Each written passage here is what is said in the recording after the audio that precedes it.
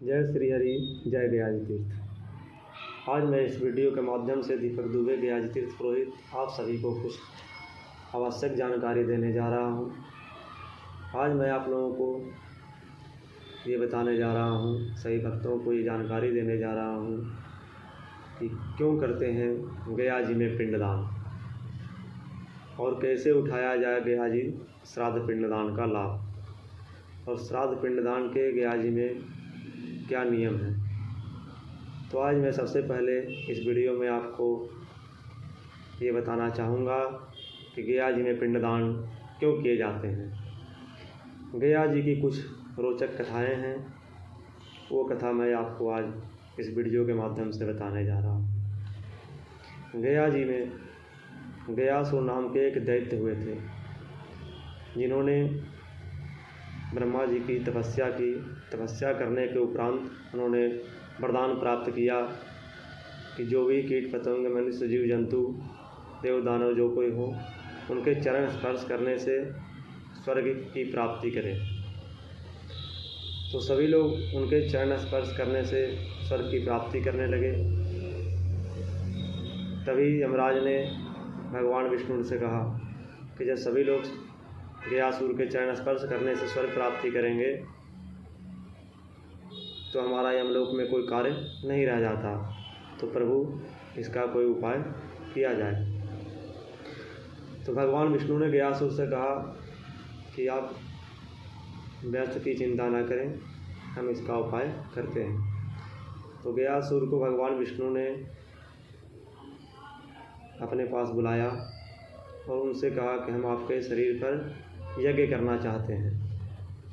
तो गयासुर ने कहा कि जब भगवान विष्णु स्वयं हमारे शरीर पर यज्ञ करना चाहते हैं तो इससे बड़ी बात और क्या होगी, हम अपना शरीर यज्ञ के लिए दे रहे हैं।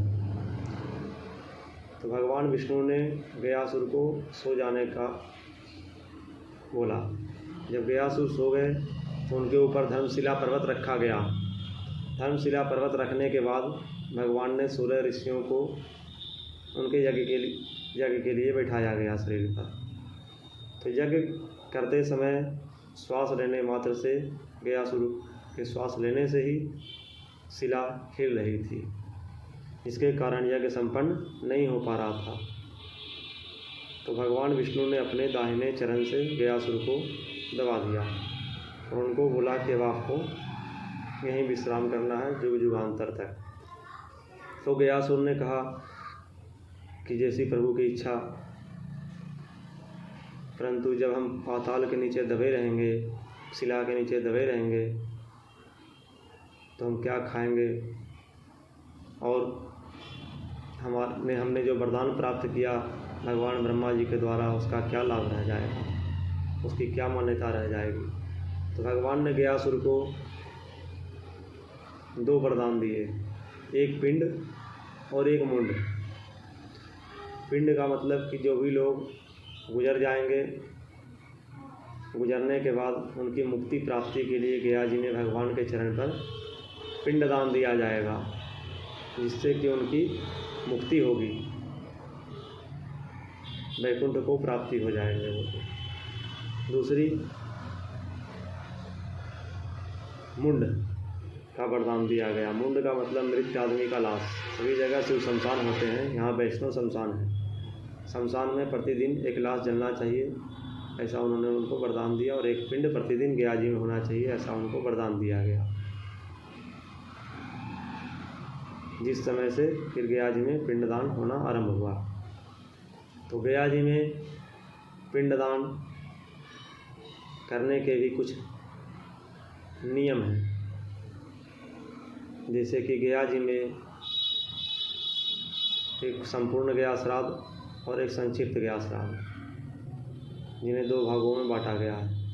संपूर्ण गया श्राद्ध करने में 3 दिन, 5 दिन, 7 दिन, 9 दिन और 17 दिन का समय लगता है, जो अपने अपने क्षेत्र की विधि के अनुसार पिंडदान गयाजी में लोग करते हैं। और दूसरी विधि है संक्षिप्त गया श्राद्ध, जिसमें गयाजी के 5 मुख्य वेदियों पर पिंडदान कराया जाता है। जैसे पहला फल्गु नदी, दूसरा विष्णुपद वेदी, तीसरा सीताकुंड वेदी, चौथा प्रेत कुआं कूप गया वेदी, पाँचवा अक्षयवट वेदी। इन 5 स्थानों पर संक्षिप्त गया श्राद्ध के अनुसार एक दिन का श्राद्ध पिंडदान कराया जाता है। और पिंडदान करने के लाभ क्या हैं? कुछ लोग अपने पितरों को गुजरने के बाद उनका श्राद्ध पिंडदान नियम विधि पूर्वक नहीं कर पाते, जिस कारण से उनकी आत्मा भटकती रहती है और आत्मा भटकते रहने के कारण वो अपने वंश के लोगों को, गोत्र के लोगों को श्रापित करते हैं, जिसके कारण उनको पितृदोष का सामना करना पड़ता है। और पितृदोष के कारण घर में अनेक समस्याएं आती हैं, जैसे कि संतान बाधा, शादी ब्याह में बाधा होना, घर में अनावश्यक झगड़े होना, छोटे छोटे बातों पर वाद विवाद होना, खाने में अक्सर बाल निकलना, ये सब पितृदोष के लक्षण होते हैं। तो इसके निवारण के लिए गया जी श्राद्ध पिंडदान पूजन अति आवश्यक है। और गया जी श्राद्ध पूजन के लिए कुछ उचित समय वेद पुराणों के अनुसार माना गया है, जैसे कि पौष खरमास, चैत्र खरमास और आश्विन खरमास। लेकिन बाकी पुराण के अनुसार ये बताया गया है कि गया जी में श्राद्ध पूजन जिस तरह से गयासुर को आशीर्वाद है, उसके द्वारा गयायाम सर्वकालेषु पिंडम दद्यात् वीक्षण। गया जी में पिंडदान पूजा किसी भी काल में, किसी भी समय में कर सकते हैं। गया जी में पिंडदान पूजा सभी दिन हो सकते हैं, सभी दिन किया जा सकता है, क्योंकि गयासुर को भगवान विष्णु का वरदान है कि गया जी में प्रतिदिन उनको एक पिंड और एक मुंड दिया जाएगा। लेकिन वेद पुराणों के अनुसार कुछ उचित समय निकाले गए हैं, जो इस प्रकार हैं: पौष खरमास, चैत्र खरमास और आश्विन खरमास, जिसको पितृपक्ष, श्राद्ध पक्ष भी कहा जाता है। कुछ लोग अपनी स्थानीय भाषा में इसको करागत भी कहते हैं। विशेष जानकारी के लिए आप हमसे संपर्क कर सकते हैं। गया जी तीर्थ पुरोहित पंडित दीपक दुबे।